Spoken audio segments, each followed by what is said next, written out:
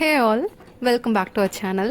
So இன்றைக்கி புளிச்ச மீன் கறி ரெசிபி தான் பார்க்க போகிறோம். ரொம்ப சூப்பராக இருந்தது இந்த ரெசிபி. நான் செய்யும் போதே செம்ம டெம்டிங்காக இருந்தது. இந்த ரெசிப்பியை நம்ம ஒரு தொக்கு மாதிரி ஃப்ரிட்ஜில் ஸ்டோர் பண்ணி ஒரு 1 வீக் கூட வச்சு சாப்பிடலாம். அவ்வளோ சூப்பராக இருந்தது. ஸோ ஃபஸ்ட்டு அதுக்கு ஒரு கடாயில் நம்ம ஆஸ் யூஷுவல் எப்பயுமே பொடி மாதிரி ஒன்று அரைச்சி எடுத்துப்போம் தொக்குக்கு. அந்த மாதிரி கொஞ்சமாக சீரகம், சோம்பு, கடுகு, வெந்தயம் அதெல்லாம் ட்ரை ரோஸ்ட் பண்ணி அரைச்சி எடுத்துக்கோங்க. அதுக்கடுத்து ஃபிஷ் மேரினேட் பண்ண போகிறோம். ஸோ அதுக்கு ஒரு பவுலில் கொஞ்சமாக மிளகாத்தூள், உப்பு, எலுமிச்சை பழம் ஜூஸ் கொஞ்சமாக சேர்த்துக்கோங்க. ஃபிஷ் இதுக்குள்ளே சேர்த்துட்டு நல்லா மிக்ஸ் பண்ணிவிட்டு ஒரு 15 மினிட்ஸ் மேரினேட் பண்ண தனியாக எடுத்து வச்சுடுங்க. நீங்கள் எதுவும் நம்ம சேனலில் ஃபாலோ அண்ட் சப்ஸ்கிரைப் பண்ணாமல் இருந்தீங்கன்னா மறக்காமல் ஃபாலோ அண்ட் சப்ஸ்கிரைப் பண்ணிக்கோங்க. நிறைய ரெசிபிஸ் போஸ்ட் பண்ணியிருக்கேன், செக் பண்ணி பாருங்கள். ஸோ அடுத்து ஒரு கடாயில் நல்லெண்ணெய் சேர்த்துக்கோங்க.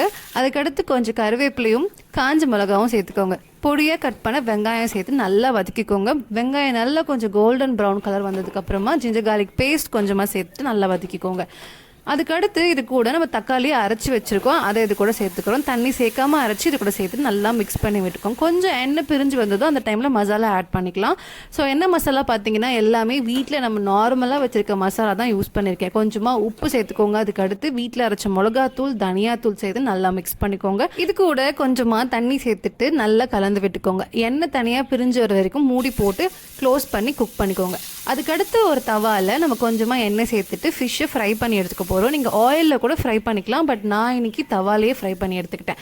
2 பக்கமும் நல்லா செவந்த பிறகு இதை நம்ம எடுத்து எண்ணெய் பிரிஞ்ச அந்த தொக்கில் சேர்த்துக்க போகிறோம். சேர்த்துட்டு நல்லா ரொம்ப நேரம் ரோஸ்ட் பண்ண போகிறோம். அந்த தொக்குமே ஃபிஷ்ஷுமே நல்லா சேர்ந்து சூப்பராக இருக்கணும். அந்த மாதிரி நல்லா ரோஸ்ட் பண்ணி எடுக்க போகிறோம்.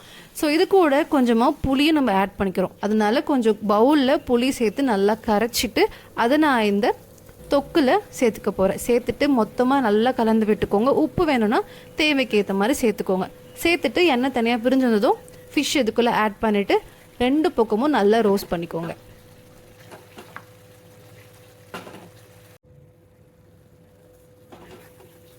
அவ்வளோதான், எண்ணெய் நல்லா தனியாக பிரிஞ்சு வந்தது. சூப்பராக திக்காக டேஸ்ட்டு சூப்பராக இருந்தது இந்த தொக்கு மட்டுமே. ஃபிஷ் இது கூட சேர்த்துட்டு நம்ம அரைச்சி வச்சுருக்க பொடியும் சேர்த்துக்க போகிறோம். உங்களுக்கு கொஞ்சம் ஸ்வீட்னஸ் தேவைப்பட்டால் வெல்லமும் சேர்த்துக்கலாம், அது இன்னும் சூப்பராக இருக்கும்.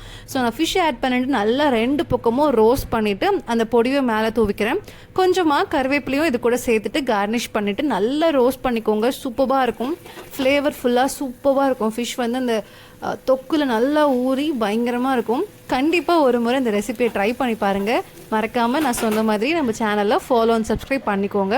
நான் நிறைய ரெசிபீஸ் இந்த மாதிரி போஸ்ட் பண்ணியிருக்கேன், அதையும் செக் பண்ணி பாருங்கள். தேங்க்ஸ் ஃபார் வாட்சிங்.